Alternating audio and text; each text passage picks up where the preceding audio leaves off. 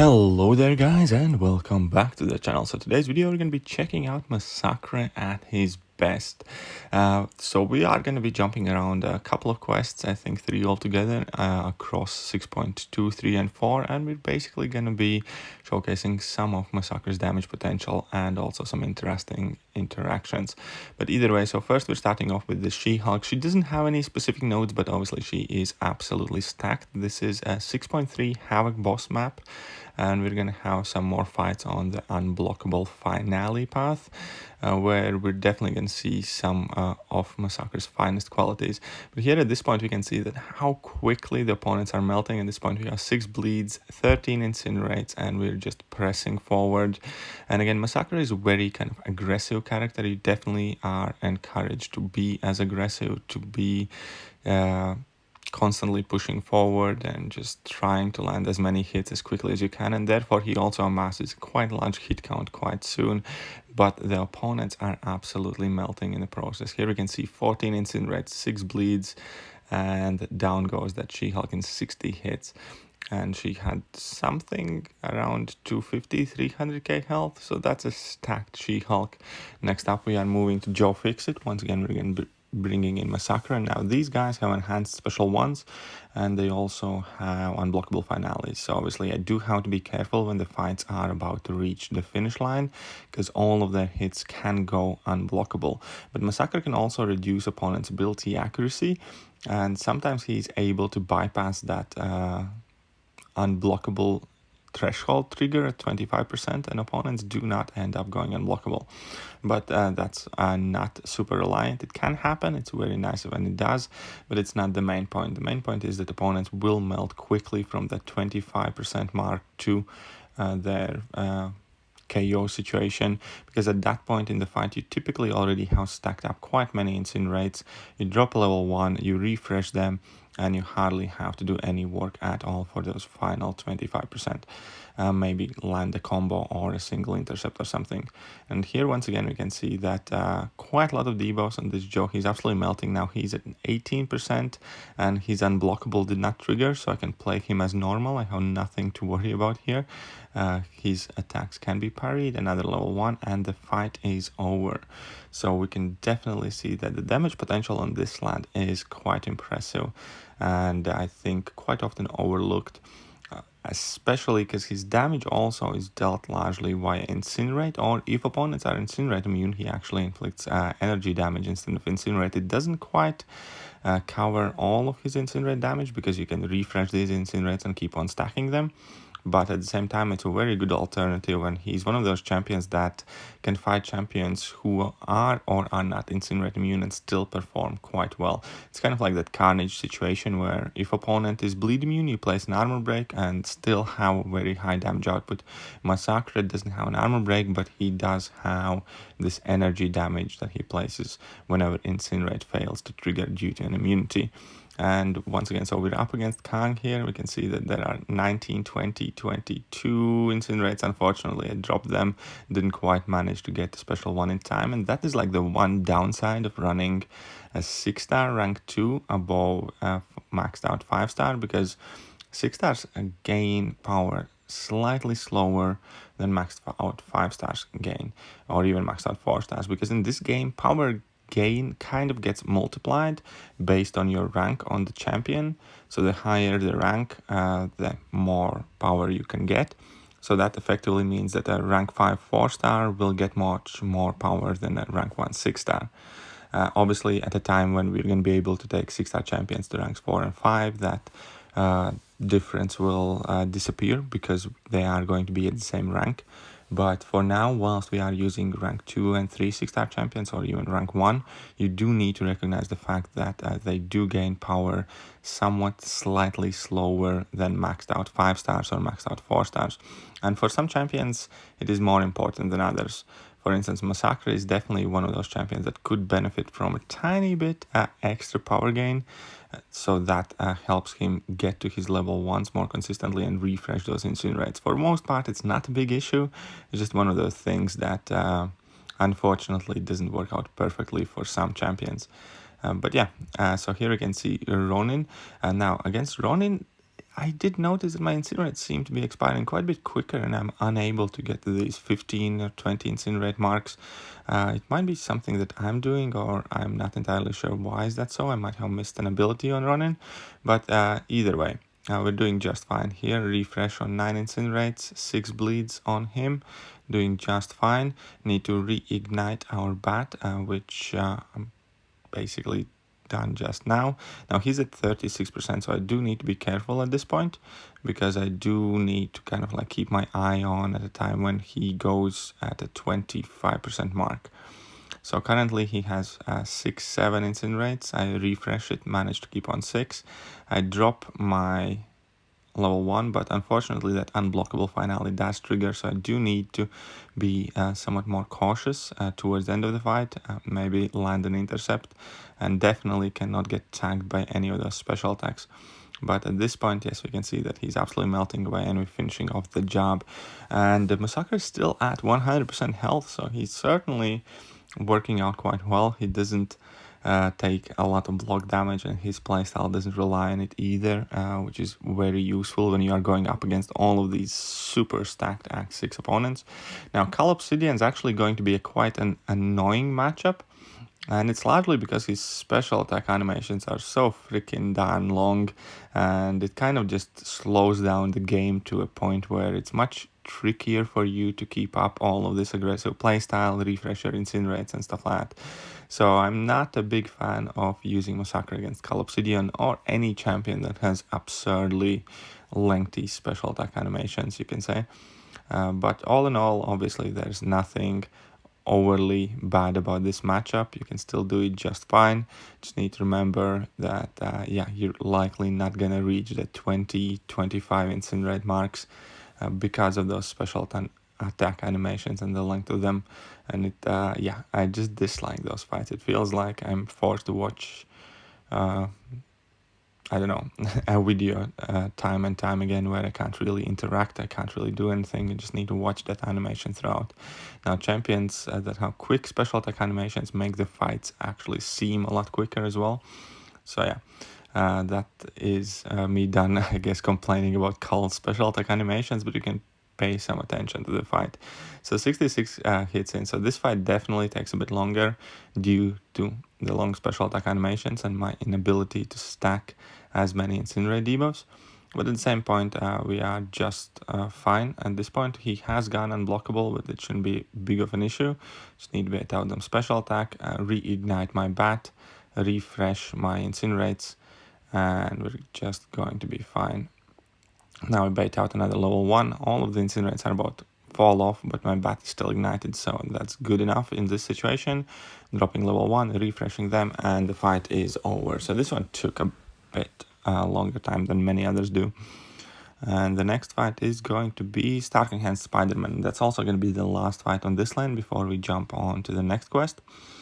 The next quest is going to be either 6.2 or 6.4. We're going to check that in a second. But obviously, against Starking Hand Spider-Man, you have to be quite careful because those evades can be somewhat annoying and they can catch you off guard. And obviously, he can punish you out of evade as well. So yeah, need to pay a lot of attention, kind of like when they do and don't trigger. And at the same point, it did make igniting the bat slightly more tricky, but now we still have our bat ignited. We already have our bat ignited, I mean, and I'm ready to kind of go to town with this guy now. I do not want to push him to level 2, not because I can't evade that level 2, but because I'd rather not. There's a difference. There's a very important difference, right, guys? So yeah, at this point, again, I dropped my level 1 to refresh all of these Incinerates and then have a better chance to reignite my bat, because as long as you keep the fight aggressive and flowing, so long as opponents have Incinerates, it's extremely easy to reignite the bat, and obviously as long as the bat is ignited, you're going to be placing a lot of Incinerates. The situation you want to avoid anywhere during the fight, which unfortunately occasionally will occur, is that your bat is not ignited and your opponent has no Incinerates active, because that effectively means that you have to kind of start the fight all over. Now I did a small mess up here. Luckily my Quake synergy saves me, Quake with Nick Fury, so I auto-evade his unblockable hit and I'm ready to kind of retaliate. Now he's at 10%. I still want to bait out at level 1 before I commit to finishing off this fight. And here we go.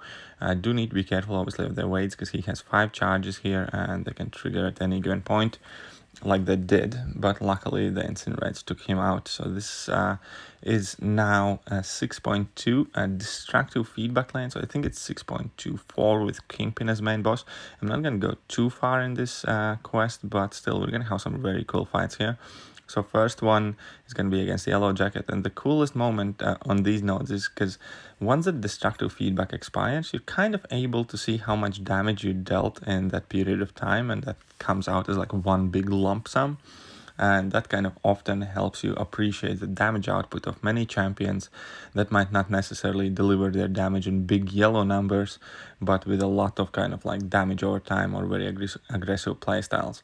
So here we can see that destructive feedback started when he was at 50%. So any damage I'm dealing to him now is kind of stored up there, and it's going to be taken out of him as soon as the destructive feedback timer finishes. And we can see that he immediately dropped down to 5%. So we dealt like 45% within that one cycle of destructive feedback, which is a very, very solid chunk of damage for any standard of measure. That's about the same amount of damage like your Ghost or any other high damage output champion would deal in the same amount of time.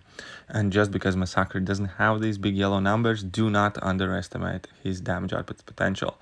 Now this fight is going to be a bit iffy, obviously because of the Wade, and I think she's actually going to catch me with the destructive feedback active. Luckily, it will not have accumulated too much damage and I'll be able to survive. But yeah, this is going to be far from perfect fight, but I still wanted to leave it in just to show that even against like and more annoying awaited champions and matchup where might not necessarily all your parries would land, he can still get the job done. Obviously, how to be quite a bit more careful. You do need to know what you're doing. Like here, for instance, I'm not really able to reignite my bat as easily as I am against some other opponents. Here she awaited the first hit of level 2 and put the block up, which actually kind of worked out for me because Massacre's level 2 does a lot of damage in block. So she took 13k block damage. It was quite a sweet moment there. And here once again, so I have taken a small amount of chip damage, but the fight has gone relatively decent at this point. She has a bunch of incinerates active, destructive feedback is about to finish, so I don't have to worry about that. And hopefully I can reignite my bat much quicker this time. Whilst the incinerates are active, my bat is reignited. Unfortunately, she does evade and land a combo on me, which kind of annoyed me. Those evades, like I swear to God, it's not a 3% chance to evade. But hey, whatever the case, we're about to finish out the fight. So she's at 17% here. She's dropping a special and it expires and we deal 38k accumulated damage and the fight is over. And now next up, I think we're going up against the Gamora. Now Gamora is kind of like a copy-paste, pretty much a perfect opponent because all of her special attacks are extremely swift and she often likes to throw them extremely easily, so quite often you manage to be super aggressive against a champion like Gamora. Unfortunately, I think I'll forget about destructive feedback and I'll go for a parry in a second or something like that. I definitely remember that I took some, yeah, here we go, went for a parry when I shouldn't have. Luckily I didn't take too much damage from that. But here at this point, she already easily drops her level 1. That's perfect for me. I can finish my combo, go for a level 1 of my own. She drops another level 1. I actually got kind of lucky. I thought I'm out of range of her level 1, but I wasn't. So Quake's Awade's energy saved me at that point. So yeah, just trying to be as aggressive as I can, I guess. So at this point I have 17 incinerates and we saw so much damage in one cycle of destructive feedback. Again, another level 1 and the fight is over. So yeah, Massacre can shred a lot of Act 6 opponents extremely quickly. And another definite advantage from the way he does deliver his damage output is against stuff like Safeguard and Rage nodes, which is what this lane is. It's Rage in 6.3. So basically in 6.3 you have to hit quite hard to trigger the Rage, and Massacre doesn't really do that, especially if he's not on suicides or boosts. So here we can see that he's gonna comfortably and confidently slip under that Rage damage cap, but at the same time deliver a lot of damage because of all of the incinerates and everything else that he has going on for him. Now, Luke Cage is bleed immune, but that's not like the biggest of the problems, because incinerate damage still goes through. And here we can see that 10 incinerates and the Luke Cage is absolutely melting away slowly but surely. No matter what he does, he has all of that damage over time happening to him in the background. And yeah, that rage becomes quite irrelevant when you're using a champion like Massacre, because you consistently keep like 10 plus incinerates on your opponents, and that is a lot of damage per tick. As you can see here, it's like 3.4k and 14 incinerates, and it just absolutely shreds these Act 6 opponents, Rage or Safeguard or whatever else. At some point here we had 19 incinerates. That's some insane damage over time to be working in background for you just striking the opponent. 67 hits, absolutely stacked Luke Cage from 6.3, and a very, very simple and quick fight. Now, next fight is going to be a bit trickier, and I also think this is going to be the last fight of the video. It's going to be against Darkhawk, and the ending of the fight is going to be a bit sketchy, because I'm going to let my incinerates expire, and I'm not gonna reignite my bat in time. But at the same point, even when you are going up against tougher matchups like Darkhawk, Massacre can still do absolutely fantastic job, because he does not necessarily have to spam those level 1s. You can might as well just easily choose being as aggressive and striking with your regular attacks and still have a solid amount of incinerates on your opponents, and that will kind of like help you to maintain your damage output regardless.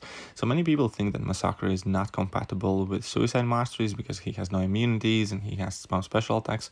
No, that's not necessarily the case. You can abandon the special attacks altogether, and yes, you can take some slight damage at the beginning of the fight due to the debuffs, but at the same time you can play him without using any of your special attacks, maybe outside of level 3, and still be perfectly fine and deal a lot of damage. So actually that's one of the things that I have realized, that Massacre is not necessarily that suicide unfriendly as many people often claim him to be. So that also means that he fits in the team of Domino and Red Hulk much better, because both of those champions do work quite well with Suicide Masteries. And that is probably going to be another video for another time, where I'm simply going to use Suicide Masteries and re-showcase Massacre and showcase how his damage output improves and how long he can sustain Suicide Masteries. But for most part here you can see that unfortunately my bat's not ignited, there are no incinerates active, and I'm also in a very kind of tricky position where Darkhawk doesn't really want to throw his special attacks. Now luckily he's already only at 10% health, so the fight isn't going to last too long. Just need to make sure I play careful enough, and I have pushed him to level 2, so I'm going to have to deal with that stealth mode, but it's not like the worst thing, I suppose. You can just parry and then land some hits. Additionally, every time you do kind of like have a critical hit, you still manage to deal that energy damage, which is also quite useful as a damage alternative, you could say.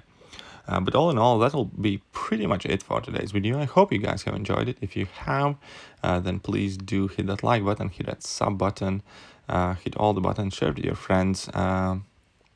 And yeah, that would be really appreciated. With all that being said, this is it, and I hope to catch you guys soon. See ya!